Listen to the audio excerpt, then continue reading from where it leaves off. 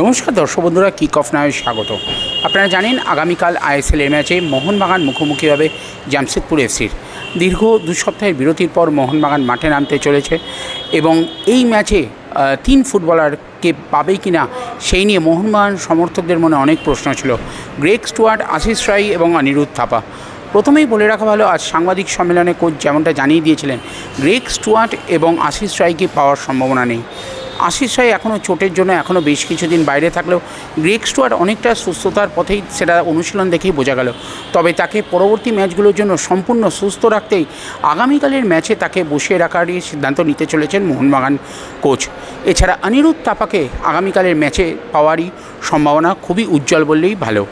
এছাড়া আগামীকাল মোহনবাগান ডিফেন্সে আশিস রায়ের পরিবর্তে কে নামবে সেই নিয়ে যেটা বোঝা গেল, আগামীকাল হয়তো দিব্যেন্দু বিশ্বাসকে আমরা ডিফেন্সে দেখতে পারি, যদি মোহনবাগান 4 ডিফেন্সে যাওয়ার ব্যাপারে এগিয়ে যায়।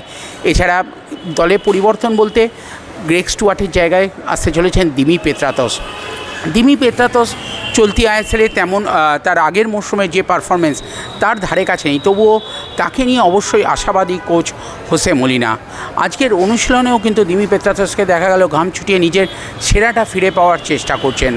আজকের সাংবাদিক সম্মেলনে কোচ আরও যেটা জানালেন যে জামশেদপুর এফসি দল তারা গত 2 ম্যাচে ভালো ফলাফল না করলেও এই ম্যাচে কিন্তু ফিরে আসতে মরিয়া থাকবে এবং মোহনবাগানের বিরুদ্ধে সবাই নিজের সেরাটা দিতে চায়, তাই এই ম্যাচটাও তারা অবশ্যই জিততে চাইবে এবং মরণ কামড় দেওয়ার চেষ্টা করবে মোহনবাগানের বিরুদ্ধে। আর জামশেদপুর কোচ খালিদ জামিল, তিনি কার্ড সমস্যার জন্য এই ম্যাচে ডাগ আউটে থাকবে না।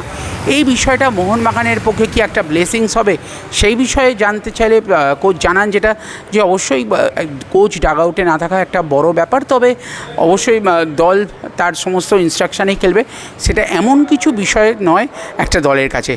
আজকের অনুশীলনের কিছু মুহূর্ত চলুন দেখে নেওয়া যাক কিক অফ নাওয়ের পর্দায়, এবং ভিডিওটি ভালো লাগলে অবশ্যই কিক অফ নাওকে লাইক, শেয়ার এবং সাবস্ক্রাইব করবেন।